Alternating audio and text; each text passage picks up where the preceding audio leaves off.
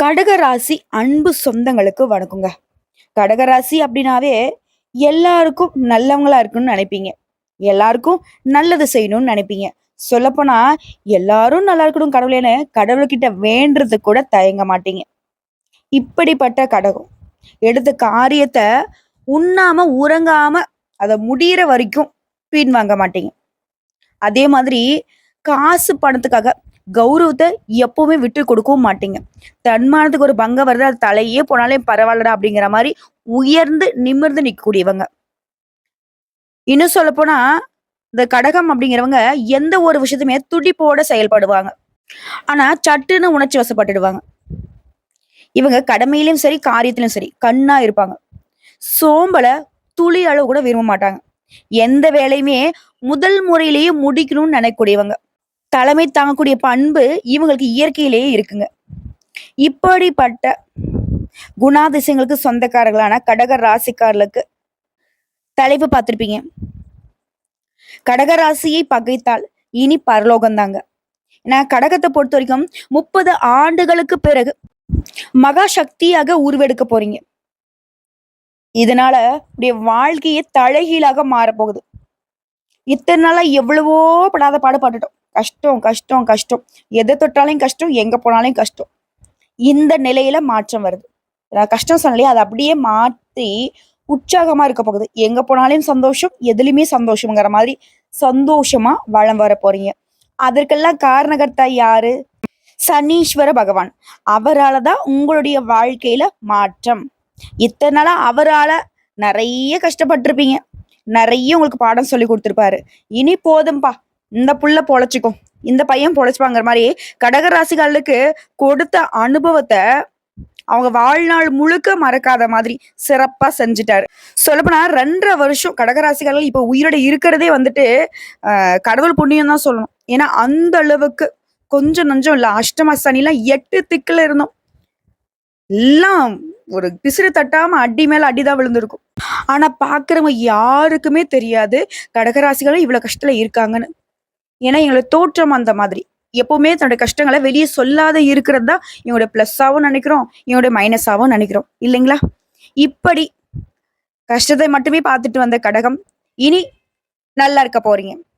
அது எப்படின்னா மார்ச் மாதம் 29/3/2025 திருக்கணித பஞ்சாங்கத்தின்படி சனீஸ்வர பகவான் கும்பராசிலிருந்து மீன ராசிக்கு மாறிட்டார். அடுத்த 2.5 வருஷங்கிறது 3/6/2027 வரைக்கும் இந்த மீன ராசியில தான் சனி பகவான் சஞ்சாரம் இருக்க போகுது. அவரை பொறுத்தவரைக்கும் மீன ராசியில இருந்துகிட்டு தன்னுடைய 3ஆம் பார்வையாள ரிஷப ராசியும், 7ஆம் பார்வையாள கன்னி ராசியும், 10ஆம் பார்வையாள தனுசு ராசியும் பார்க்க போறாரு. இதனால கடகராசிகளுக்கு பலன்கள்னு பார்த்தோம்னா, இது வரைக்கும் உங்களை அஷ்டமஸ்தானத்துல இருந்து சனி பகவான் விலகி பாகிஸ்தானத்துக்கு போறார். 3ஆம் பார்வையாள லாபஸ்தானத்தையும், 7ஆம் பார்வையாள தைரிய வீரியஸ்தானத்தையும், 10ஆம் பார்வையாள ரண ருண ரோகஸ்தானத்தையும் பார்க்கிறார். அங்க இருந்த சனீஸ்வர் பகவான் செழிப்போட செல்வாக்கையும் உங்களுக்கு அள்ளி கொடுக்கிறார். அனைத்து காரியங்களுமே சாமர்த்தியமா கூடுதலான வெற்றிகளை பெற போறீங்க. சேமிப்புகள்ல ஆதாயம் தரக்கூடிய விஷயங்கள்ல முதலீடு செய்வீங்க. திட்டமிட்டு சரியாக செயல்பட போறீங்க. கடினமாக உழைத்து லாபம் அடைய போறீங்க. மனசை ஒருமுகப்படுத்தும் ஆற்றல் உண்டாகுது. தொழில்ல புதிய வாய்ப்புகளை பெறுவதற்கான அடிக்கடி பயணம் போயிட்டு வருவீங்க. அதே சொத்து விவகாரங்கள்ல இருந்து உங்களுக்கு நிலவி வந்த வில்லங்கங்கள் விலகுது. சமுதாயத்திலுமே உயர்ந்த பதவிகளை பெற போறீங்க. இது மட்டும் இல்லைங்க, உங்களுடைய மூத்த உடன்பிறப்புகள் கிட்ட இணைந்து செயல்பட போறீங்க. சின்ன முதலீடுல கூட பெரிய லாபத்தை பார்க்க போறீங்க. எங்கும் வெற்றி, எதிலும் வெற்றி தான். ஆதாயம் தரக்கூடிய தொழில்களை தொடங்க போறீங்க. தொலைவில் உள்ள புண்ணிய தலங்களுக்கு ஆன்மீக பயணம் போயிட்டு வருவீங்க. பலருக்கு அதிர்ஷ்ட நிலை இருக்கு. உடல் உபாதைகள் இனி இருக்காது. உடைய தன்னம்பிக்கை தைரியம் அதிகமாகுது. உங்களுடைய திறமைகள் பழிச்சிடக்கூடிய அளவுக்கு அதிர்ஷ்ட வாய்ப்புகள் உங்களை தேடி வரும். அதுல குழந்தைகளை கண்டிப்போட வளர்ப்பீங்க. அதே நேரம் அவங்களுடைய மகிழ்ச்சிக்காக சுற்றுலா இந்த மாதிரி இடங்களுக்கு எல்லாம் கூட்டிட்டு போயிட்டு வருவீங்க. பதட்டப்படாம உங்களுடைய செயல்பாடுகளை செஞ்சு முடிக்க போறீங்க. உங்களுடைய நண்பர்கள், நெருங்கிய நண்பர்களே, இவன் நல்லா இருக்கானே, இவன் நல்லா இருக்காளே, உங்களை ஏமாத்தணும்னு சூழ்ச்சி பண்ணுவாங்க. இது உங்களுக்கு மனசுக்கு குழப்பத்தை ஏற்படுத்தும். ஆனா இப்போ இந்த நிமிஷம் தெரிஞ்சுக்கிட்டீங்க இல்லையா? சோ பழகினவங்களே உங்களை ஏமாத்த ரெடியா இருக்காங்க. அப்ப பழக்கம் இல்லாதவங்க, சொந்த பந்தங்கள் எல்லாருமே கொஞ்சம் ஏமாந்தா கூட உங்க தலையில மிளகா அரைச்சிருவாங்க. ஸோ எச்சரிக்கையோட செயல்படணும். புரியுதுங்களா? மத்தபடி கடினமான வேலைய கூட சுலபமாக செஞ்சு முடிப்பீங்க. வருமானம் சீராக இருக்கும். கடன்கள் இருக்காது. செய்யக்கூடிய தொழில்ல இருந்த போட்டிகள சாதுரியத்தோட எதிர்கொள்ள போறீங்க. தெய்வ வழிபாட்டுல நம்பிக்கையோட ஈடுபடுவீங்க.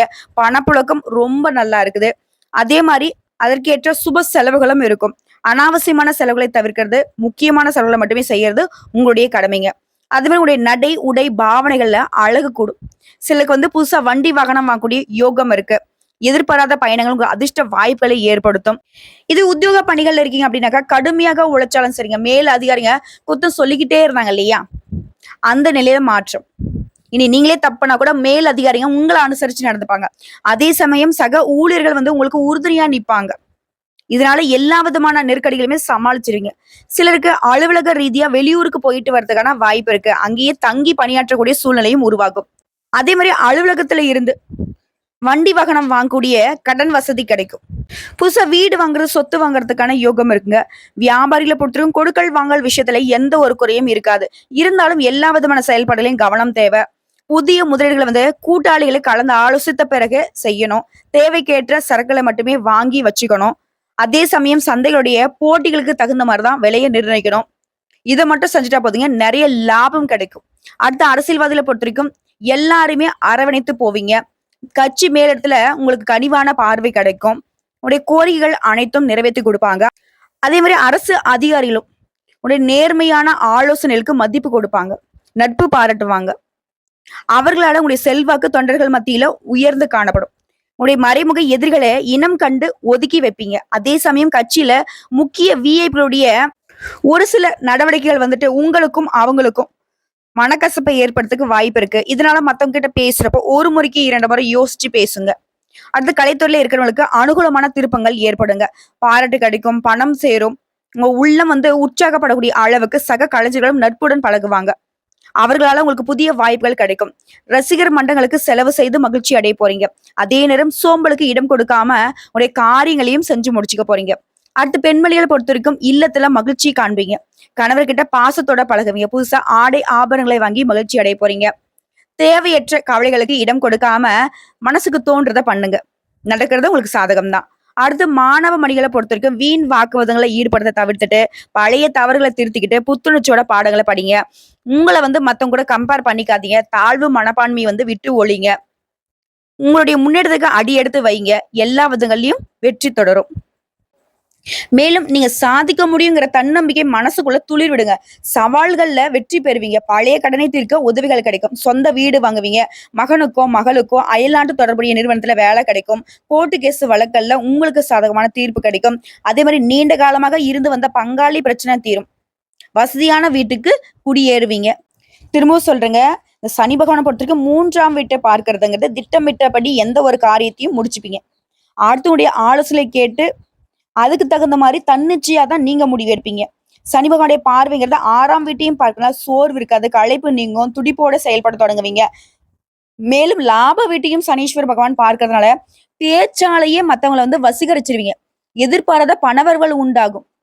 மேலும் சொன்னா உங்களுடைய பாக்கியாதிபதியான குரு பகவான் பூரட்டாதி சாரத்துல போகிறதுனால பணப்புழக்கம் அதிகமாகும். வீடு கட்ட வங்கி கடன் கிடைக்கும். தங்கம், வைரம் இந்த மாதிரியான ஆபரணங்களை வாங்குவீங்க. மகனுக்கும் மகளுக்கும் திருமண தடைகள் நீங்குது. அதே மாதிரி தம்பிக்கும் தங்கைகளுக்கும் திருமணம் கைகூடி வரும். வீடு கட்டுவீங்க. புண்ணிய தலங்களுக்கு போயிட்டு வருவீங்க. குறிப்பா அந்த சனி பயிற்சி இல்லத்தரசிகளுக்கு இனி தங்க ஆபரணங்களை வாங்கி குவிக்க போறீங்க. அடகுல இருந்த நகைகளை மீட்க போறீங்க. பிள்ளைகளால பெருமை அடைவீங்க. மாமனார் மாமியாருடன கருத்து மோதல்கள் நீங்க போகுது. அலுவலகம் போகக்கூடிய பெண்மணிகளுக்கு இனி பணிகள்ல நிரந்தரமாக்கப்படுவீங்க. கன்னி பெண்களை பொறுத்தவரைக்கும் தடைப்பட்ட திருமணம் இனி கைகூடி வரப்போகுது. மாணவ மாணவிகளை உயர்கல்விகள்ல வெற்றி பெறுவீங்க. விரும்பிய கோர்ஸ்ல சேருவீங்க. டீச்சர்ஸுடைய அன்பை பெற போறீங்க. வியாபாரிகளை பொறுத்தவரைக்கும் இது வரைக்கும் மத்தவங்களுடைய அறிவுரை கேட்டு தவறாக முதலீடு செஞ்சு கையை சுட்டுக்கிட்ட நீங்க இனி சந்தை நிலவரம் தெரிஞ்சுக்கிட்டு புதிய சரக்குகளை கொள்முதல் செய்து அனுபவம் மிகுந்த வேலையாட்களை பணியில வச்சு புதுசா ஏஜென்சி இருக்கிறது. கெமிக்கல், இரும்பு, பாரம்பரிய அரிசி, எண்ணெய் இந்த மாதிரியான வகைகள்ல லாபம் பார்க்க போறீங்க. உத்தியோக பணிகளை பொறுத்த இனி உங்களுக்கு தாங்க ராஜ்யம். தொல்லை தந்த அதிகாரிக மாற்றப்பட்டு உங்களை புரிஞ்சிக்கக்கூடிய அதிகாரிகள் சேருவாங்க. எதிர்பார்த்த சம்பள உயர் கிடைக்கும், சலுகைகள் கிடைக்கும். வெளிநாட்டு தொடர்புடைய நிறுவனங்களை புதிய வேலைகள் உங்களை தேடி வரப்போகுது. ஆக மொத்தத்தில் இந்த சனி மாற்றம்ங்கிறது சனீஸ்வர் பகவான் ஒட்டு மொத்தம் உங்க தலைவிதியை மாத்தி எழுதுறாருங்க. உங்களை தலை நிமிர வைக்கிறாரு. நீண்ட நாள் விருப்பங்களை நிறைவேற்றி கொடுக்கிறார். அள்ளி கொடுக்கறதுல நீங்க பட்ட கஷ்டங்கள் எல்லாமே மறைய போகுதுங்க. ஏன்னா அந்த அளவுக்கு இந்த நீதிமான் கர்மக்காரகன்னு சொல்லக்கூடிய சனீஸ்வர பகவான் பாரபட்சம் இல்லாம சுப பலன்களை மட்டுமே இனி உங்களுக்கு கொடுக்க போறார். இத்தனை நாளா உங்களை சோதனைக்கு உள்ளாக்கி கஷ்டத்துக்கு மேல கஷ்டம் கொடுத்தவர் தான் இப்ப அமுகமான காலகட்டமாக உங்களுடைய வாழ்க்கை நிலையை அடுத்த 2.5 வருஷத்துக்கு மாத்தி கொடுக்குறாரு. இனி பிரச்சனைங்கிற பேச்சுக்கு உங்க வாழ்க்கையில இடம் கிடையாது. யாருடைய உதவியும் இல்லாம வாழ்க்கையே தப்பு தப்பா போயிருக்குன்ற சூழல்ல கஷ்டப்பட்ட உங்களுக்கு பாகிஸ்தானத்துக்கு அந்த சனீஸ்வர பகவானுடைய மாற்றம்ங்கிறது பெரிய விமோச்சனத்தை கொடுக்குதுங்க. அது திருமண யோகம்லாம் ராகு வந்து அமர்வதனாலையும் குருவுடைய பார்வை இருக்கிறதுனால வீட்டுல நல்ல காரியங்கள் அனைத்தும் நடக்க போகுது. நீண்ட நாட்களாக திருமணம் ஆகாதவர்களுக்கு திருமணம் உண்டாக போகுது. வாழ்க்கையில உங்களுக்கு நடக்க வேண்டிய அனைத்து விஷயங்களும் இந்த காலத்துல நடக்கும். ஏன்னா அஷ்டமத்துல சனி இருக்கிறப்ப தெய்வத்துடைய அனுகிரகம் இருக்காது. ஆனா இப்போ 9ஆம் இடத்துல சனி பகவான் வர்றதுனால தெய்வ அனுகிரகம் உண்டாகுது. அனைத்து விஷயங்களுமே அதிர்ஷ்டம் நல்ல பலன்கள் கிடைக்க போகுது. அதே மாதிரி வெளிநாட்டுக்கு போகக்கூடிய வாய்ப்பு, வெளிநாட்டுல வேலைக்காக போறீங்க இல்ல படிக்கிறதுக்காக போறீங்க, எல்லாமே உங்களுக்கு வெற்றியை கொடுக்கும். அதே மாதிரி முன்னோருடைய சொத்து அது சம்பந்தப்பட்ட பஞ்சாயத்துகள் இப்போ வந்து சரியாகும். அம்மா அப்பாவுடைய ஆதரவு கிடைக்கும். வெளிநாட்டுக்கு மற்றும் வெளியூருக்கு உங்களுடைய பிள்ளைகளை வந்து படிப்புக்காக அனுப்பி வைப்பீங்க. இத்தனை நாளா பிரிந்திருந்த குடும்பங்கள் கூட இப்ப ஒன்று சேரக்கூடிய யோகம் உண்டாகுது. மேலும் திருமணம் ஆகிடுச்சுங்க, இப்ப வந்து விவாகரத்து ஆயிடுச்சு அப்படின்றவங்களுக்கு கூட இப்ப மறுமணம் உண்டாகும். அதே மாதிரி காப்பீடு மூலம் பணம் வந்து சேரும். பூர்வீகத்துல இருந்த அப்பாவுடைய சொத்து அது சம்பந்தப்பட்ட பணம் இப்போ உங்க கைக்கு வரப்போகுது. குறிப்பிட்டு சொல்லனாக்கா பணவரவு அதிகமா கிடைக்க போகுது. மனைவி கணவனுடைய சொத்து மூலமா பணம் வரும். வாடகைக்கு விட்டிருந்த வீட்டுல இருந்த தகராறு இப்ப சரியாக போகுது. வேலை தொழில நல்ல மாற்றம் உண்டாக போகுது. இப்போ ஒரு இடத்துல வேலை பார்த்துக்கிட்டே இன்னொரு நல்ல வேலைக்கு வாய்ப்பு கிடைக்கும். அடுத்த 2.5 ஆண்டுகள் கோயில் தெய்வம் சார்ந்த வழிபாடு விஷயங்கள்ல ஈடுபடுவீங்க. பயணம் செய்து கொண்டே இருப்பீங்க. 9ஆம் இடத்துக்கு வரக்கூடிய சனீஸ்வர பகவான் கூண்டை விட்டு வெளியே வந்த கிளி மாதிரி உங்களை சந்தோஷத்துல பறக்க வைக்கிறார். சந்தோஷமான வெற்றிகரமான காலகட்டமா இந்த காலகட்டம் இருக்க போகுது. உங்களை பொறுத்த வரைக்குங்க பரிகாரம்ங்கிறது அப்பா அம்மாவுடைய கால்பாதம் பணிந்து நீங்க செய்யக்கூடிய அனைத்து விஷயங்களுமே உங்களுக்கு வெற்றியை கொடுக்கும்.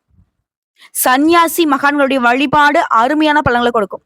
அதே மாதிரி வீட்டுக்கு வரக்கூடிய பெரியவங்களை அவங்கள மதிச்சு அவங்களுக்கு மரியாதை பண்றது, சித்தர்களுடைய பாத பூஜை செய்யறது அருமையான பலன் கொடுக்கும்.